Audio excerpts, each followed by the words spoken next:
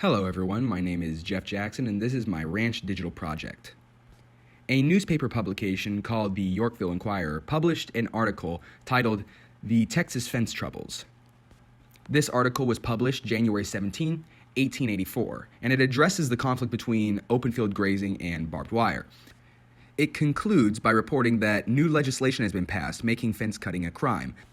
Not only that, but killing fence cutters would henceforth be an act of justifiable homicide. This article gives the reader an idea of how serious the issue of barbed wire actually was. It was an incredibly divisive issue, one in which drastic legislation was written up to combat against the aggressive measures people were taking against the wiring. The idea that simply cutting a fence is an act worthy of justifiable homicide is evidence to how grave the act was seen as. The article somewhat addresses the larger question that my research has been covering, that question being, how did barbed wire impact the cattle industry? For this presentation, I will be covering a person important to my research, and that is the man who invented barbed wire, and then I will cover the importance of the invention for the cattle industry as a whole. So to give a bit of background on why barbed wire was invented, the wire solved many major fencing issues which plagued landowners at the time. One of those issues was wandering cattle. See, wood was scarce and expensive in the great American desert, and thus expensive to use for fencing. Farmers tried to growing thornbush hedges, but these were completely ineffective, and smooth wire hardly worked on cattle either. Finding both of these solutions inadequate, landowners sought new ideas and new technology, and from those ideas spawned the technology of barbed wire. The modern design of barbed wire was invented in 1874 by Joseph Glidden. His design may not have been the first, as the original patent was issued to Lucien B. Smith in 1867. Glidden's design was certainly the best. A simple Google search titles him the inventor of modern barbed wire, meaning his design was the one that influenced the industry the most. After Glidden's design became popular, by 1876, his company was making almost 3 million pounds of barbed wire annually. This just shows how important landowners of the time considered his invention. So, who was Joseph Glidden? Glidden was born in Charlestown, New Hampshire, but would move to DeKalb, Illinois in 1843, where he and his family would purchase a farm, and where he would eventually establish his wire manufacturing business. He performed a variety of jobs and important roles within his community for the majority of his stay within DeKalb. From 1852 to 1854, he served as a sheriff for the county. Many years he served on the county's board of supervisors. In 1876, he was the Democratic nominee for Illinois State Senator. From 1861 to 1874, he served as a member of the board of school directors, and for 20 years paid the largest school tax of any citizen in the county. He was also the vice president of the DeKalb National Bank, the director of the Northwestern Railroad, and the owner of the DeKalb Rolling Mill.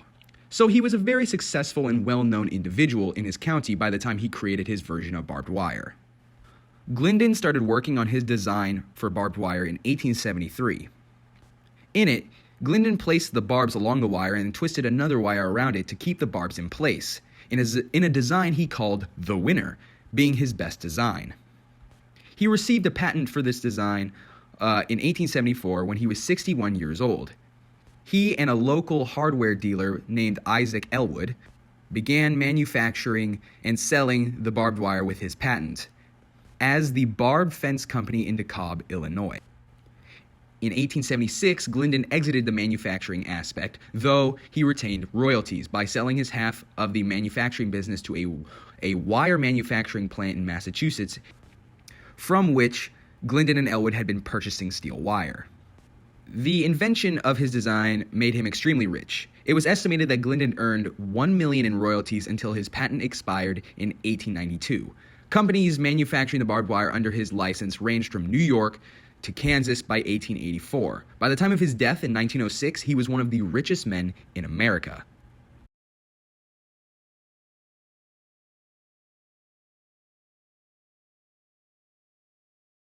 So now that we've covered who Joseph Glidden is, how did the invention of barbed wire affect the cattle industry?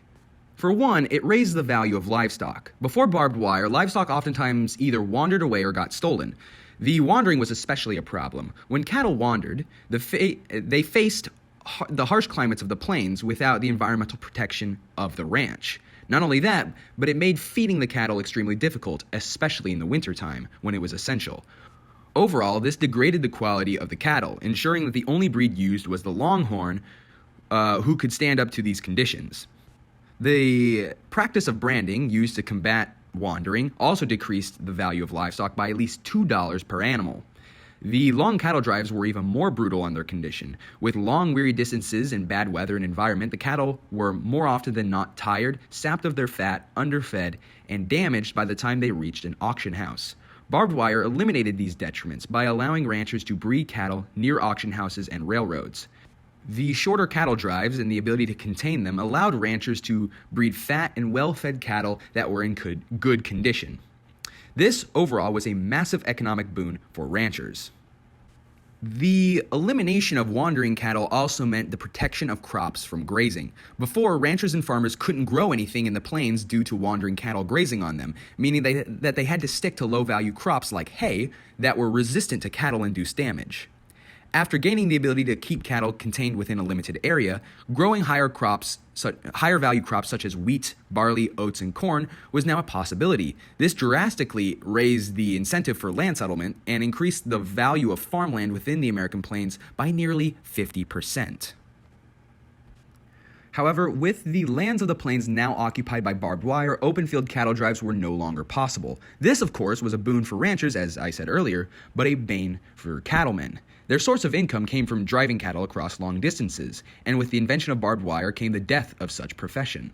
They fought back against this, at first claiming that barbed wire was terrible to livestock and the environment, but the cattle soon adapted and learned to respect the dangerous wiring. Still, cattlemen, feeling increasingly threatened and inconvenienced, began cutting illegal fencing. This, of course, escalated further into the emergence of fence-cutting gangs, who began cutting down lawfully placed fences as well, leading to a collection of conflicts called the fence-cutting wars, with landowners fighting back, oftentimes violently. This was evidenced in the very first primary document I discussed. And as seen there, this fence-cutting issue, further escalated into a political one and resulted in drastic legislation being drawn up to combat against these fence cutters. So how did barbed wire affect the cattle industry? By fundamentally shifting the way in which cattle were raised and sold, resulting in a transition from the era of open field to the era of private land ownership. Joseph Glidden's invention, the winner design, changed the Midwest by providing it a proficient and affordable solution to the problems that open field grazing caused. Lastly, it shifted the job market involving the cattle industry away from the cowboy, or the cattleman, and placed the power in of the market in the hands of private landowners. This is why history presents Glidden as the inventor of modern barbed wire, as his design was not the first, but it was the one which made the most impact on the industry and the world itself.